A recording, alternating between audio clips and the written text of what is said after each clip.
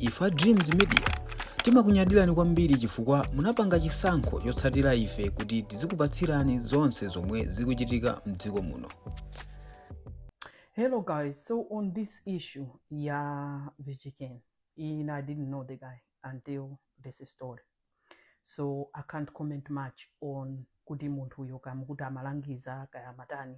I don't know him kumbali imeneyo koma I just want to comment malingana ndi nkhani yomwe yabwera yonena kuti amapanga ubwezi ndi emaina. Zambiri anthu ayankhula kale, and I'm sure kuti some of you've seen interview yomwe mnyamata wa kumibawa anapita ukapanga interview akuti sub-inspector waku Ndirande on this arrest. Okay, anthu ayankhula zambiri koma ineyo ndimangofuna ndikepo ndemanga yanga mwajangu chako. You know, muntu ukuyenika uyang'ane zinthu izi. One, Kenny is a grown man. Okay, ino amene mukumfotokoza mukuti ndi videographer alinzake zochita, you know, let's just say kuti ndiye ntchito yake imeneyo, so is on a working level kuti yes ali ku primary. Okay, on top of that, uyu ndi mwana wokuti waku primary, even akukamba kuti nkhani pamene makafusidwa kuti mwana nzake ananena kuti anali ndi Vijiken, mwana nzake anali even atavala uniform ndatsikana ku primary. Okay, those two things. Now tiyang'ane nkhani yonena kuti lamulo likuti chani. Ndilo mofotokoza inspector kuti munthu amene uli adult, which is 18 going above, sumayenekera uyende ndi mwana amene ali munthu wina aliyense amene sanakwanise zaka 18. Kusonyeza kuti ka uli 17, 16 zaka za mosizi, you are considered a minor. And minor sizimatanthauza maonekedwe. Iwe utokhala munthu kuti kakulidwe kako umaoneka wamfupi wochepa nyama koma uli nzaka 28, you are not a minor. Munthu wina atokhala wantali wojinja kaya bere lake lotani kaya wooneka thupi lake lotani koma ngati zaka zake zili zochepera kuti less than 18, ameneyoyo ndi minor. If you could simply understand kuti kukhala minor simaonekedwe koma it's more of the mental makeup ya munthu, because munthu ukamapanga chiganizo umayenekera uganize kuti kodi inezi ndithandiza chani, kodi ndipo izizi chitachitika china chake makonsekwesi zake akhala uja kupanga we zinthu. Amene ali mwana it's easy kumpanga manipulate, kumpusisa, kumunamiza kutani pamakhazi mezo taking advantage.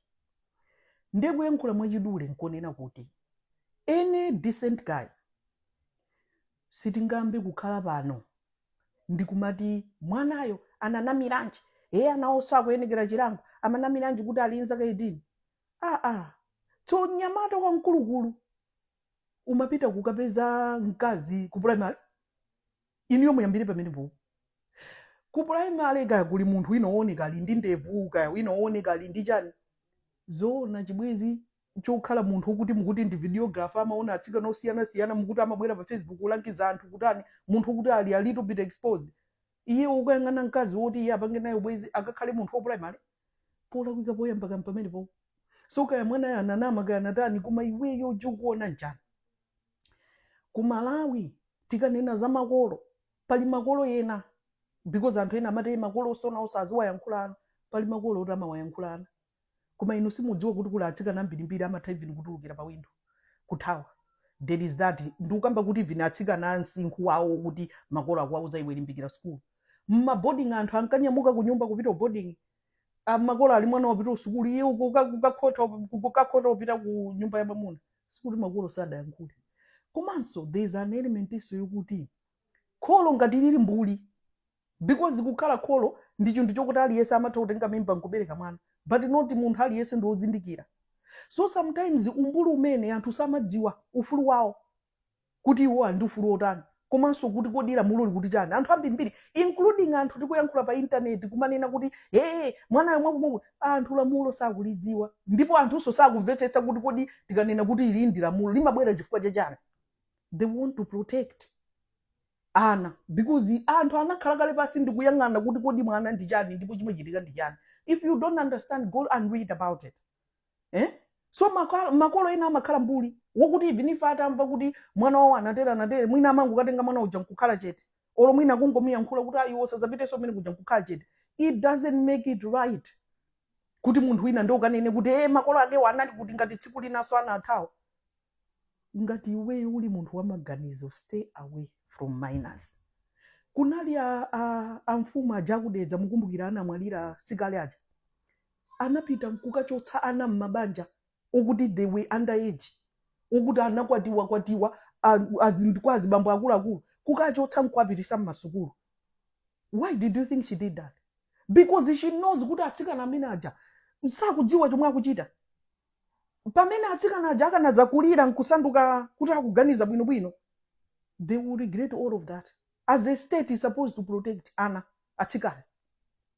Nde argument yomanena kuti iye amavuliranji, mukungonena enanu you even have ana akazi. Koma you talk ngati mwaduka mitu. Munthu wanzeru kuti uli decent.